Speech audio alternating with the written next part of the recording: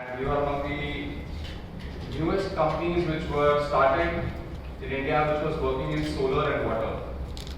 So today my topic is water scarcity and technological solution. So start with it. Okay. First topic was the causes of water scarcity. As you all can see, all the attendees here are really specialized in all these kind of topics, and they will be speaking in next 2 days. They'll be speaking on these topics as well, and either the reasons why this is happening. And this is just like a brief which I gave, that population growth, rapid urbanization, per capita consumption, demand in industries and agriculture, overconsumption, changing monsoon conditions, which is like climate change, and the water pollution. These have been the major causes for the water scarcity in India. And not only in India, but globally this is happening. For example, I recently went to Bhilwara and I met the textile entrepreneur, and he told me that they have a huge consumption of water. Like for example, if you're wearing a cotton shirt, what amount of water is being utilized just to make it, the textile which is being made. 350 liters of water is used to just make 1 kg of cotton. And that's very high. And nobody was actually thinking about it. They have been coming up with different plans. Why I had a meeting with him was because they are also worried that what will happen if water is depleted and how would they be able to manage up with the consumption. So that is actually, demand in industry is actually too high, and water pollution is also connected to the demand in industries, because if there is demand in water industry, so there is a demand of water in the industry, they are actually polluting the water as well. No matter there are policies, there are mandates for all these industries to cope up with, but still somewhere or the other, in different parts of the states, in different states in the country, they are actually polluting the water. And we really need to scrutinize that why it is being done and how it's being done in a proper manner.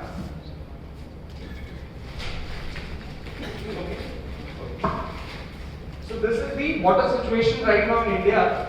So as per the Niti Aayog report, which was released in June 2019, India was actually facing the worst ever water crisis in history. So approximately 600 million people, or roughly around 45% of the population in India, is facing high to severe water stress. This is actually the map. I would actually like the chair to also see that this is the map of India, which shows that Rajasthan is the among the top states He brought him to speak on technology. high water stress That is right now. So he is a technology expert. Coming back, as per Water the and 21 solar. Indian cities will run out of their main source of water. As per the That is the groundwater by 2023. And we're not that too far, just 1 year ahead. Nearly 40% of the population will have absolutely no access to drinking water by 2030, and 6% of India's GDP will be lost by 2050 due to water crisis. So we're talking about GDP going up, it's rising, and we're actually on a growth. But what happens that in future your GDP will actually go down, because we are thinking about short run. Nobody is actually working on the long run process here. Next one is nearly 70% of the available water is contaminated, and our major rivers are dying because of the pollution and other factors, pushing the Indian being placed 120th among the 122 countries. We are actually the last, almost the last. And how time flies that we will be the last country to actually be the worst one. So as I was showing the graph, the major struggling states are the south and the western India, because in the eastern we do have the highest rainfall happening. Now, my topic which I was actually talking about was the technological solution, and today I am going to talk about one of the technological solutions which has been there for a lot of years, but nobody actually was talking about. And it surprisingly, Israel was the first country to ever come up with the technology, a patent technology, I would say. Once I will show you the slides, you will have an idea why this technology was already there in our household, but we never ever figured out how to utilize it in a proper manner to generate the water. So we are going to talk about air to water generators. Air to water generators are basically a machine which actually consumes the humidity in the air and it converts into drinkable potable water for everyone.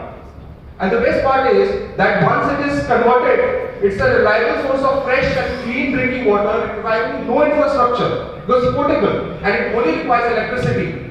Now, as I would say, it requires electricity, but now we do have renewable energy to consume, which can actually fulfill the requirement for this kind of generator to work in a large scale manner.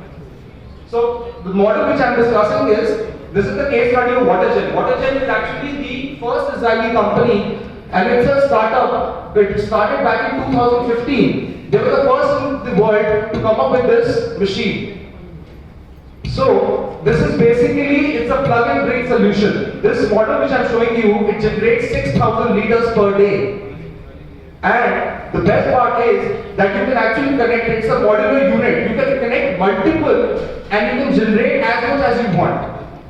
The consumption comes from the unit. This is the presentation, this is the video how it works. Can we start?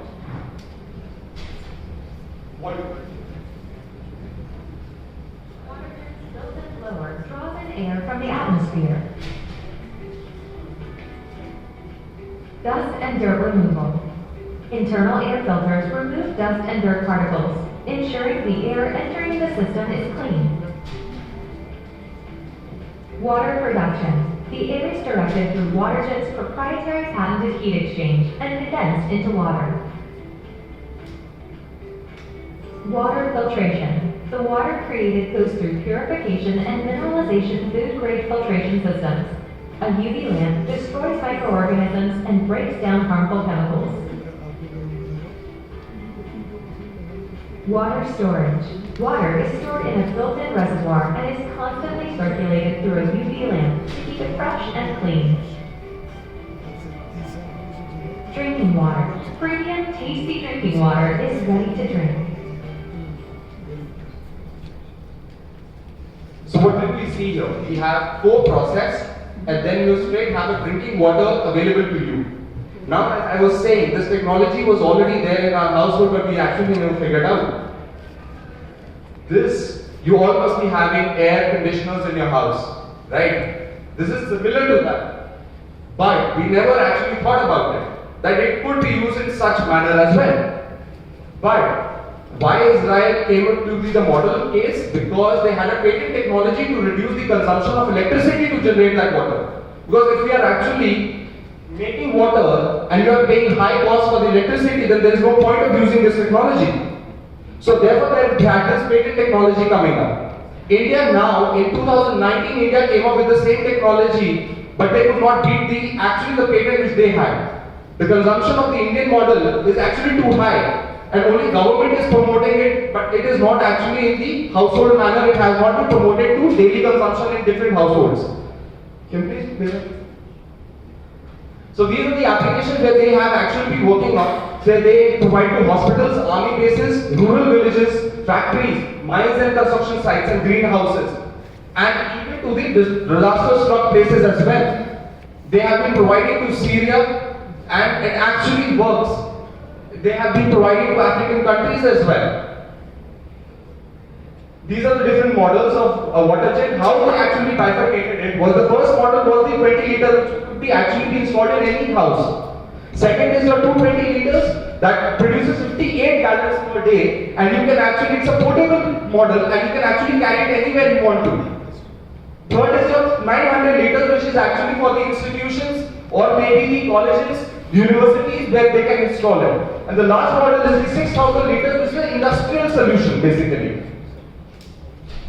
So, as I was saying that this model is a modular unit, so you can actually connect them into multiple and you can generate a lot of water out of it.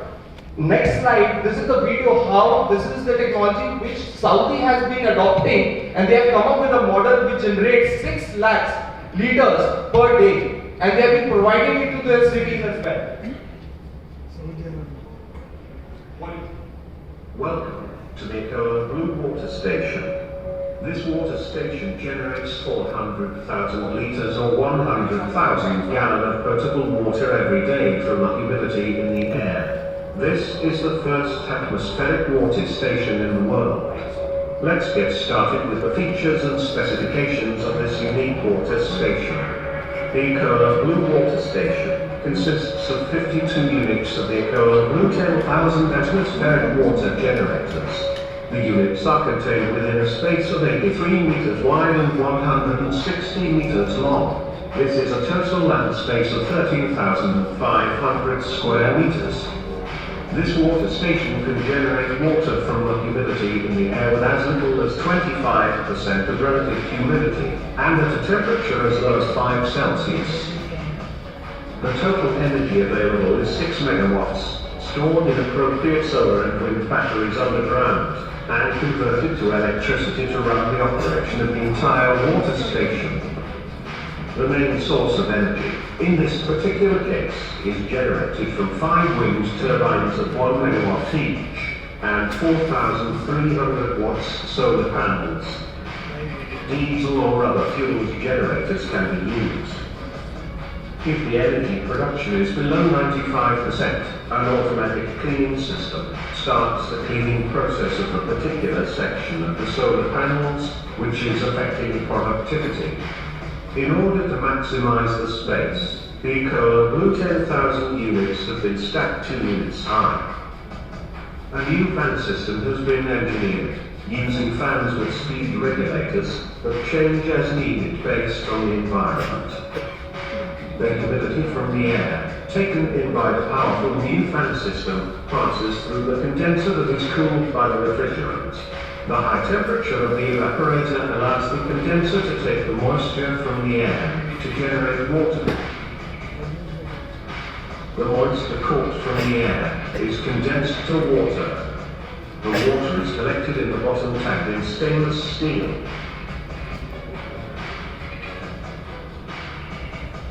The generated water is pumped through underground pipes towards a water tank that holds up to 48,000 liters of water. Many trees will be planted to keep the highest level of relative humidity possible, as well as creating new vegetation. From here, the generated water is directly pumped to a central filtration, going through an ozone system, large reverse osmosis filters, and a remineralization process to produce the purest water available. After this filtration process, the water is pumped to a pure water tank, which can hold 6